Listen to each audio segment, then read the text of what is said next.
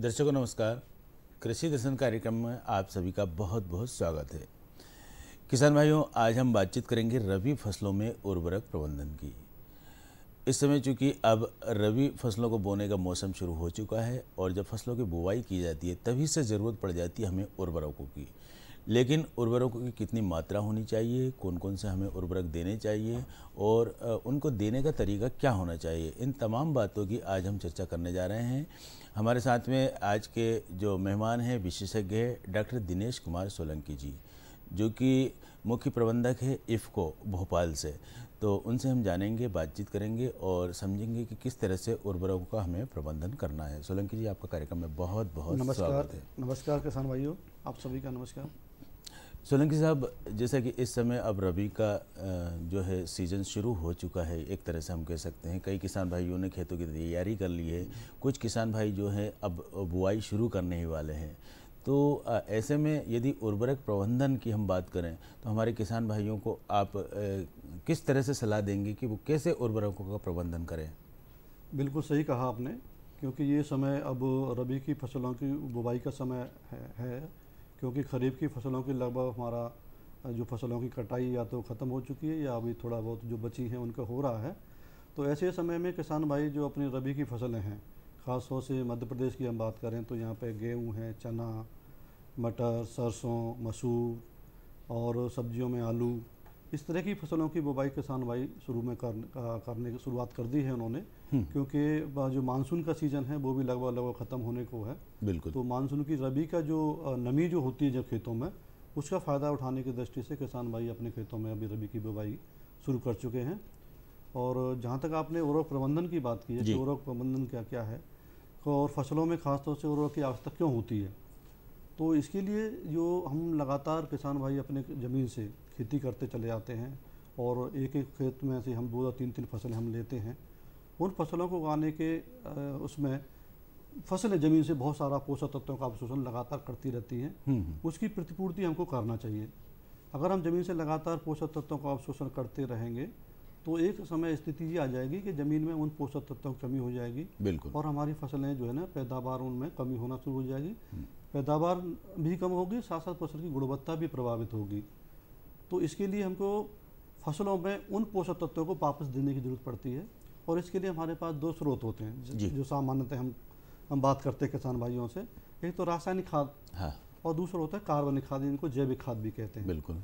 तो चूँकि जैविक खाद अब हमारे पास इतनी मात्रा में उपलब्ध नहीं, हर किसान भाई के पास इतना नहीं है, तो हम रासायनिक खादों के ऊपर ज़्यादा ध्यान देते हैं। और रासायनिक खादों का जो हम लगातार उपयोग करते हैं उनकी पोषक तत्वों की पूर्ति करने के लिए, इसकी वजह से भी ज़मीन में लगातार ख़राब होने के चांस रहते हैं। तो मेरा यहाँ यह है कि रासायनिक खाद और जैविक खाद दोनों को मिला जुला करके अगर हम ज़मीन में पोषक तत्वों की पूर्ति करते हैं तो न सिर्फ ज़मीन की जो उर्वरा शक्ति है वो भी बनी रहेगी और फसलों की जो पोषक तत्वों की जो ज़रूरत है वो भी उसकी पूर्ति होती रहेगी। बिल्कुल। तो किसान भाई, जैसे कि डॉक्टर सोलंकी जी ने बताया कि आप रासायनिक उर्वरक और हमारे जो देसी खाद है, दोनों का मिला जुला रूप यदि अपने खेतों में प्रयोग करते हैं तो वो ज़्यादा फ़ायदेमंद है। डॉक्टर साहब, ये तो हालांकि आपने बताया कि चलो आजकल वैसे भी जो है जैविक खाद जो है बहुत कम जो है किसान भाइयों को उपलब्ध हो पाता है, तो चूँकि रासायनिक खादों के ऊपर निर्भर होना स्वाभाविक है। अब आप ये बताएं कि यदि मात्रा की हम बात करें तो लगभग कितनी मात्रा रासायनिक उर्वरकों की हमारे किसान भाइयों को देनी चाहिए? हाँ, ये बहुत बड़ा सही सवाल किया है आपने, क्योंकि जब हम किसान भाई अपने रासायनिक खादों का फसल में उपयोग करते हैं तो इसके लिए सबसे पहले हमको ये देखना चाहिए कि हमारी वास्तव में हमारी ज़मीन में किस पोषक तत्व की कमी है।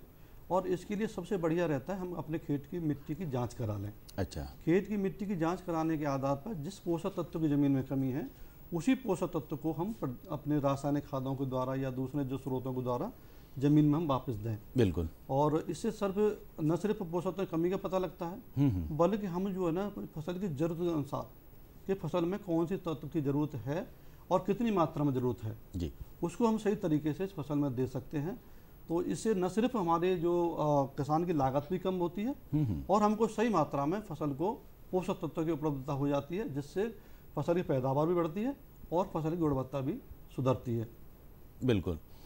किसान भाइयों, एक बात यहाँ पर ये सामने आ रही है कि यदि हमको रासायनिक उर्वरकों का प्रयोग करना है तो इसके पहले हमें खेतों की जो मिट्टी होती है, हमारे खेत की मिट्टी जो होती है, उसका परीक्षण बहुत ज़रूरी हो जाता है। यदि मिट्टी का परीक्षण हो गया तो हमें ये पता लग जाता है कि हमारे खेत में कौन से तत्व कितनी मात्रा में कम है या कितनी मात्रा में उन्हें देना है हमें।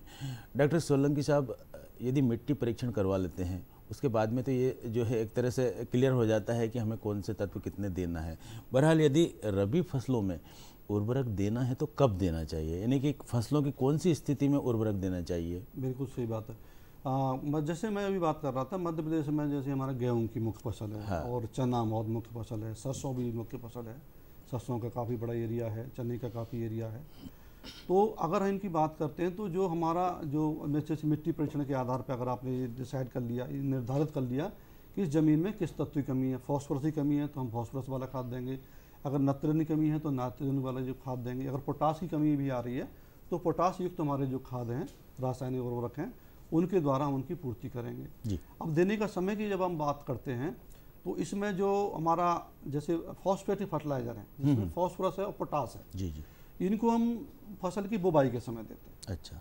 और फसल की जब बुवाई करते समय इनको हमको देना चाहिए, क्योंकि इनका ये है कि ये जो है फसल में जड़ के नीचे इसको देना चाहिए। जो हम बीज डालते हैं, बीज के नीचे अगर इनको डालेंगे तो जहाँ से पौधे की जड़ें निकलेंगी और वो जड़ों इन तत्वों के पास में जाएंगी, तब इनको वो पौधा अच्छी तरह से ले पाएगा। क्योंकि ये जो है चलायमान नहीं है, ये ज़मीन में स्थिर हो जाता है। अच्छा। तो पौधे की जड़ को वहाँ तक पहुँचना पड़ता है। तो किसान भाई जब भी, मैं यहाँ ये भी कहना चाहूँ, कभी कभी किसान भाई क्या करते हैं, बीज और इनको मिलाकर डाल देते हैं। इनको दो स्रोत होते हैं, जैसे आपने आमतौर से यहाँ पर DAP और NPK चलता है। हाँ हाँ। है ना, जो आप किसान भाई ज़्यादा डालते हैं, DAP, NPK, SSP या यूरिया, इस तरह के जो कॉमन खाद है ये बुवाई के समय किसान डालता है। यूरिया को तो नहीं डालना चाहिए, लेकिन फिर भी कुछ किसान भाई यूरिया का उपयोग भी कर देते हैं। तो इनको मिलाकर के बीज के साथ मिलाकर कभी नहीं बोना चाहिए, दोनों को अलग अलग बोना चाहिए और बीज से नीचे खाद डालना चाहिए। अच्छा। हाँ।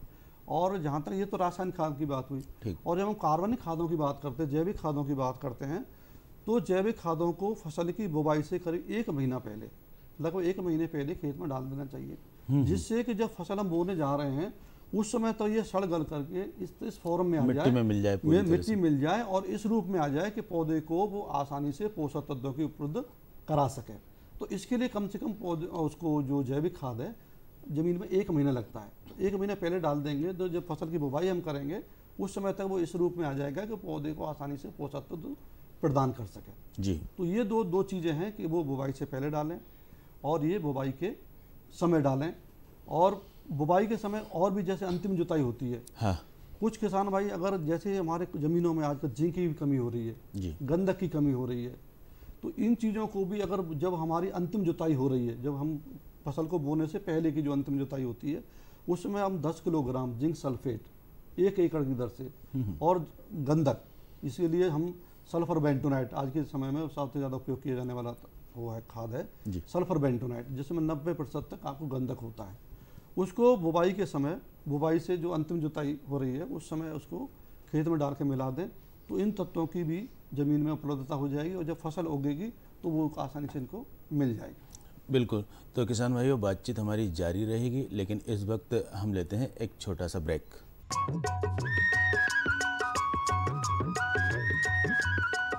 अरे सुन तो। मुझे क्या सुनाना चाहते हो? जो सुनाओ मेरी सौतन को। किसको? अरे वही तुम्हारा मोबाइल फोन जिससे सुबह शाम दिन रात चिपके रहते थे और कहते थे किसान कॉल सेंटर से बातें हो रही हैं। अच्छा ये बात है। हाँ, क्यों, क्या हुआ? अब बात नहीं होती क्या? अब तो झट से बात हो जाती है। संबंधी समस्याओं का अपनी भाषा में तुरंत हल पाने के लिए पूरे भारत में किसी भी फोन से हेल्पलाइन नंबर पर संपर्क करें। किसानों का दोस्त किसान कॉल सेंटर।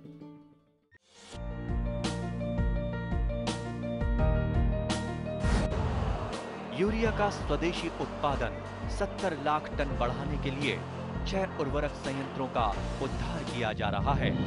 FCIL के गोरखपुर, सिंदरी, तलचर और रामागुंडम संयंत्र, HFCL की बरौनी इकाई और PVFCL की नामरू फोर्थ। सोने पर सुहागा ये है कि देश में अब बनेगा सिर्फ नीम लेपित यूरिया, क्योंकि इससे होगा किसानों का फायदा ही फायदा। अनाज का उत्पादन 10% तक बढ़ेगा। बढ़ेगी 10 से 15% नाइट्रोजन क्षमता।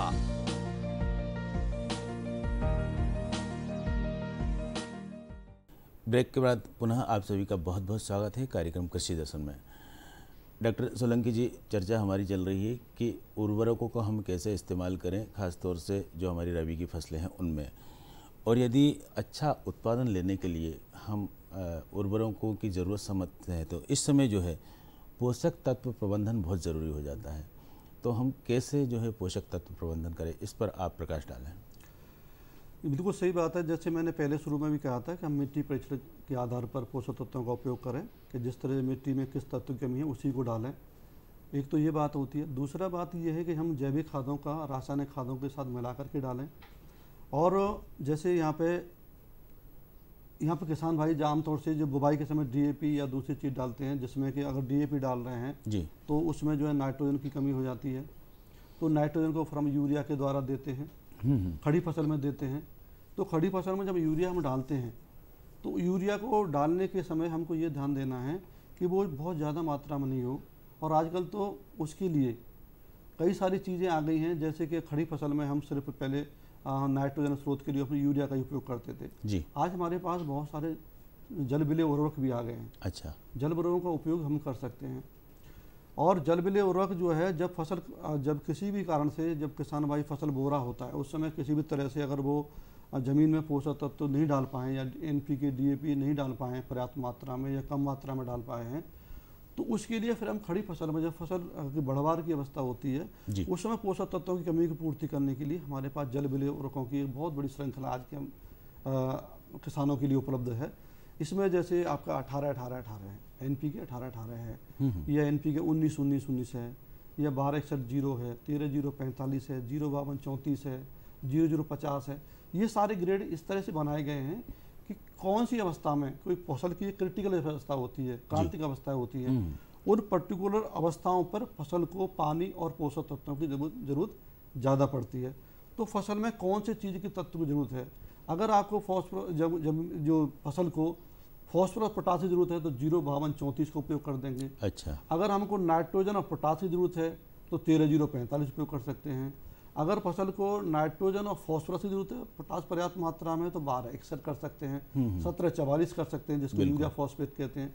अगर ये नाइट्रोजन और फॉस्फोरस है, पोटास नहीं है, तो हम 0-0-50 का उपयोग कर सकते हैं। तो ये सारे जो जल विलेय उर्वरक हैं, इनको फसल की खड़ी अवस्था में, जब फसल की कौन सी क्रांतिक अवस्था होती है उस अवस्था पे हम जो है ना 1% का घोल बना करके, यानी 1 किलोग्राम अगर ये पोषक तत्व लेते हैं, ये जो मैंने जो नाम लिया अभी, उनको 100 लीटर पानी में घोल करके और अब करेंगे तो 1% का घोल बन जाता है जी। इसलिए 1 एकड़ में 200 लीटर पानी में, मतलब अगर 200 लीटर पानी 1 एकड़ के लिए पर्याप्त होता है तो 2 किलोग्राम कोई भी एक तत्व इसमें से, कोई भी एक खाद इसमें से लेकर के हम आसानी से फसल में छिड़क सकते हैं। बिल्कुल। और जहाँ तक मैं बात कर रहा था यूरिया की, हाँ, यूरिया देने के लिए अब हमारे पास और भी विकल्प आ गए हैं। अभी आपने काफ़ी नाम सुना होगा नैनो यूरिया। बिल्कुल इफ्को नैनो यूरिया, जिसको इफ्को ने बनाया है, और ये दुनिया का पहला पेटेंटेड खाद है जिसको पेटेंट मिला हुआ है, और ये काफ़ी पॉपुलर हो रहा है किसानों के बीच में। तो जो सामान्य यूरिया है उसकी अपेक्षा अब हम नैनो यूरिया का भी उपयोग कर सकते हैं। और इस नैनो यूरिया के साथ में हम आप बहुत सी किसान भाई तो समझते हैं, जानते होंगे, सागरिका एक आ रहा है जी। सागरिका को भी हम इसके साथ मिलाकर उपयोग करेंगे तो निश्चित रूप से हमारे किसान भाइयों को जो फसल की लागत भी कम होगी और जो फसल की पोषक तत्वों की ज़रूरत है उसकी पूर्ति होगी, और उसकी पूर्ति होने की वजह से फसल का पौधा स्वस्थ रहेगा और अच्छी पैदावार देगा। न सिर्फ अच्छी पैदावार देगा, बल्कि गुणवत्ता में भी सुधार होगा। बिल्कुल सही बात है। तो सोलंकी साहब, काफ़ी महत्वपूर्ण बातें आपने बताई, और चूंकि आपने नैनो यूरिया की भी बात की, हमारे ज़्यादातर किसान भाई जो है इस चीज़ को समझ गए होंगे कि नैनो यूरिया की आज क्यों ज़रूरत है। इसके साथ ही साथ हमें रबी की फसलों में उर्वरक प्रबंधन किस तरह से करना है, ये तमाम बातें आपने यहाँ आकर बताई, हमारे किसान भाइयों को समझाया। आपका बहुत बहुत धन्यवाद। और किसान भाइयों, जैसा कि आज की इस बातचीत से आपको अंदाज़ा लग गया होगा कि हमें जो है रबी के मौसम में यदि फसलें बेहतर ढंग से उत्पादित करनी है तो उर्वरक प्रबंधन बहुत ज़रूरी हो जाता है। यदि सही से उर्वरक प्रबंधन करेंगे तो हमें कम लागत में बेहतर जो है उत्पादन मिल सकेगा। आज के कार्यक्रम में इतना ही। अब हम आपसे आज्ञा लेते हैं और आप देखते रहें खबरें खेती की। नमस्कार। नमस्कार किसान भाइयों, खबरें खेती में आपका स्वागत है। आइए एक नज़र डालते हैं कृषि की खास खबरों पर। 8 लाख किसानों को हाइब्रिड बीज मुफ्त बटेंगे, सोया तेल से बनाएंगे बायो एनर्जी। किसानों को न हो खाद बीज की कमी, कृषि विज्ञान केंद्र का निरीक्षण। दलहनी फसलों पर हुआ शोध। और अब खबरें विस्तार से। केंद्रीय कृषि मंत्रालय देश के 15 प्रमुख उत्पादक राज्यों के 343 चिन्हित जिलों में निःशुल्क 8 से अधिक बीज मिनी किट बांटेगा। इस योजना से हाइब्रिड बीज की उपलब्धता में वृद्धि होकर उत्पादन एवं उत्पादकता बढ़ सकेगी, जिससे किसानों की आय में वृद्धि होगी। महत्वाकांक्षी योजना की शुरुआत बीते दिनों मध्य प्रदेश के मुरैना व श्योपुर जिले से हुई। इस दौरान लगभग 2 करोड़ रुपए मूल्य के सरसों बीज की मिनी किट वितरण केंद्रीय कृषि मंत्री श्री नरेंद्र सिंह तोमर ने किया। यह कार्यक्रम राष्ट्रीय खाद्य सुरक्षा मिशन ऑयल सीड व ऑयल पाम योजना के तहत प्रारंभ किया गया है। श्री तोमर ने कहा कि देश के प्रमुख सरसों उत्पादक राज्यों के लिए सूक्ष्म स्तरीय योजना के बाद इस वर्ष रेप सीड व सरसों कार्यक्रम के बीच मिनी किट वितरण की मंजूरी दी गई है। 15 राज्यों में 343 चिन्हित जिलों में वितरण के लिए 8,20,600 बीज मिनी किट, जिसमें 20 क्विंटल प्रति हेक्टेयर से अधिक उत्पादकता की उच्च उपज देने वाली किस्मों के बीज शामिल हैं। इस कार्यक्रम में सभी प्रमुख उत्पादक राज्यों मध्य प्रदेश, बिहार, छत्तीसगढ़, गुजरात, हरियाणा, जम्मू एवं कश्मीर, झारखंड, उड़ीसा, पंजाब, राजस्थान, उत्तर प्रदेश, उत्तराखंड, असम, अरुणाचल प्रदेश और त्रिपुरा के विभिन्न जिलों को शामिल किया गया है। इस कार्यक्रम के लिए 1066.78 लाख रुपए आवंटित किए गए हैं। इंदौर में आयोजित अंतर्राष्ट्रीय सोया कॉन्क्लेव कार्यक्रम को संबोधित करते हुए केंद्रीय सड़क और भूतल परिवहन मंत्री नितिन गडकरी ने कहा कि नई बीज प्रौद्योगिकी विकसित करने और सोयाबीन का उत्पादन बढ़ाने के लिए नई किस्मों का अनुसंधान करने की ज़रूरत है। इसके अलावा बायो एनर्जी के लिए सोया तेल का उपयोग करने का भी सुझाव दिया। सोपा सर्वेक्षण के अनुसार सोयाबीन उत्पादन में 118.889 लाख मीट्रिक टन की 13.71% की वृद्धि हुई है। अपने उद्बोधन में मंत्री श्री गडकरी ने कहा कि अभी देश में एडिबल ऑयल 65 टन आयात होता है, जिसे शून्य पर लाने की ज़रूरत है। देश में सोयाबीन का औसत उत्पादन 6 क्विंटल प्रति एकड़ है। फसल चक्र बदलकर उत्पादन बढ़ाया जा सकता है। सरसों की तरह सोयाबीन की उत्पादकता बढ़ाने के लिए नई बीज तकनीक विकसित करने के लिए अनुसंधान करें, जिससे सोयाबीन का उत्पादन 20 से 25 क्विंटल प्रति एकड़ हो, ताकि किसानों का मुनाफा बढ़ाया जा सके। अमेरिका में 30, ब्राज़ील में 26 और अर्जेंटीना में 28 क्विंटल प्रति एकड़ सोयाबीन उत्पादित होता है।